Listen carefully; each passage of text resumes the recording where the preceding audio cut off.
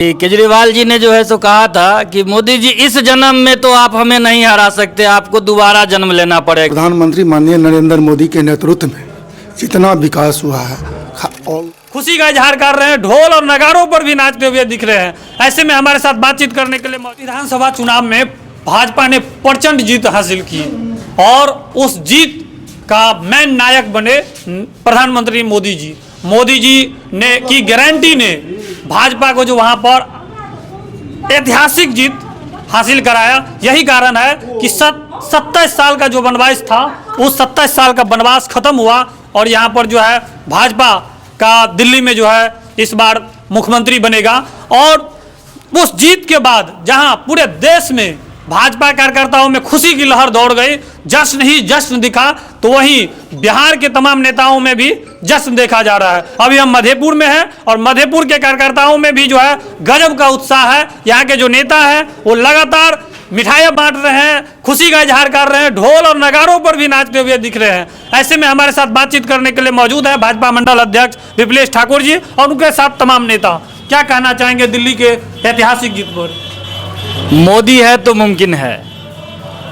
हमें याद है कि केजरीवाल जी ने जो है सो कहा था कि मोदी जी इस जन्म में तो आप हमें नहीं हरा सकते, आपको दोबारा। ये राजनीतिक के नटवर लाल को दिल्ली के जनता ने करारा तमाचा मारा है। इसके लिए हम सर्वप्रथम दिल्ली के जनता को हार्दिक धन्यवाद और प्रणाम करते हैं। बिहार और बिहारी का क्या योगदान रहा दिल्ली चुनाव में, कितना योगदान रहा? देखिए, दिल्ली चुनाव में बिहार और बिहारी का महत्वपूर्ण योगदान रहा। वैसे तो 5 विधायक जो है सो वहाँ चुन के आए हैं सारे दल मिला के, लेकिन खास करके बीजेपी के प्रति हमेशा से ही अभी जो लोकसभा चुनाव हुआ है उसमें भी हम लोगों ने मोदी जी को, पूरे बिहार ने जो है सो उन्हें आशीर्वाद दिया है। तो बिहारी का योगदान नो डाउट जो है सो बहुत ज़्यादा रहा इस चुनाव में।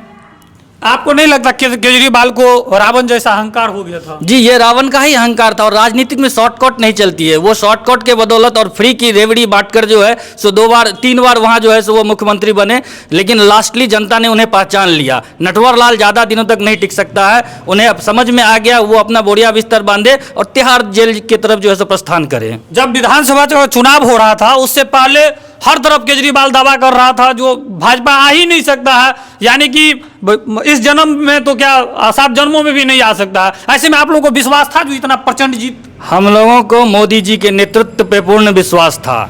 असंभव को संभव करना वो मोदी जी का नाम है। नरेंद्र मोदी जी जो संकल्प लेते हैं उस संकल्प को पूरा करते हैं।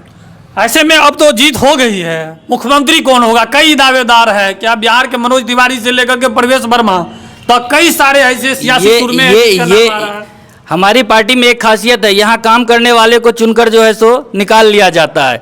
कोई उम्मीद किया था कि मोहन यादव मुख्यमंत्री बनेंगे, कोई जानते थे कि पुष्कर सिंह धामी मुख्यमंत्री बनेंगे। तो ये शीर्ष नेतृत्व का काम है, उसके लिए हमारे पार्लियामेंट्री बोर्ड उसका तय करता है कि कौन बनेगा।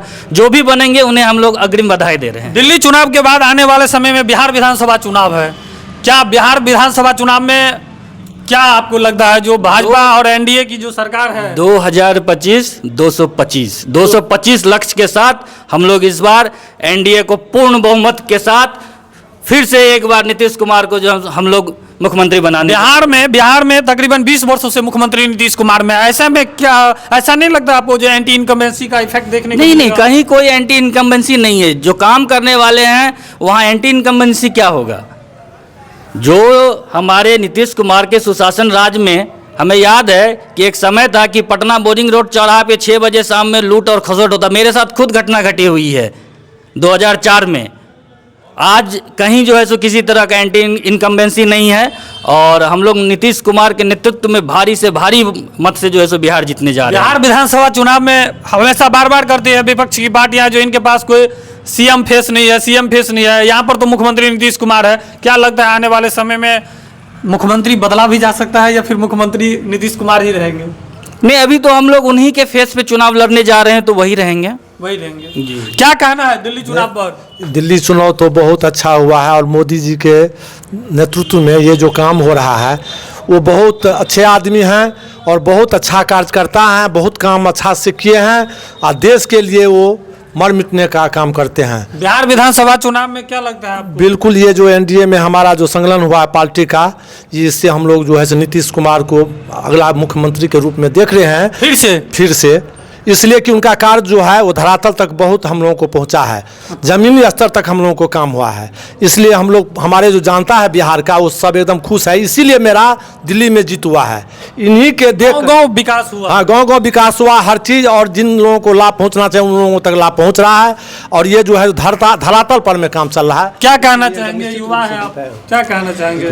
नतमस्तक अभिभूत धन्यवाद। देवतुल्य मतदाताओं का भाजपा में विश्वास जताने के लिए हार्दिक आभार। आपके सहयोग एवं विश्वास से भाजपा विकास हेतु सदा अपनी भागीदारी सक्रियता से निभाती रहेगी। आप सबका कोटि कोटि आभार। और हमारे प्रधानमंत्री नरेंद्र मोदी जी कहते हैं, भाजपा के कार्यकर्ता मेहनत में कभी भी किसी से पीछे नहीं रहते हैं। भाजपा कार्यकर्ता लोगों की सेवा के लिए हमेशा प्रतिबद्ध रहते हैं और सेवा ही उनकी सर्वोच्च प्राथमिकता है। और भी कई सारे लोग हैं, क्या कहना चाहेंगे?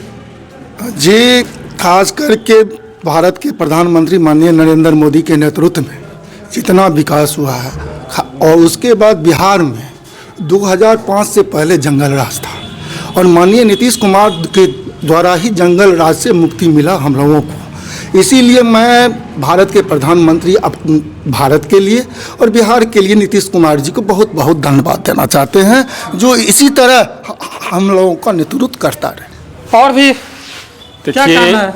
दिल्ली की जो जीत हुई है यो एक ऐतिहासिक जीत है।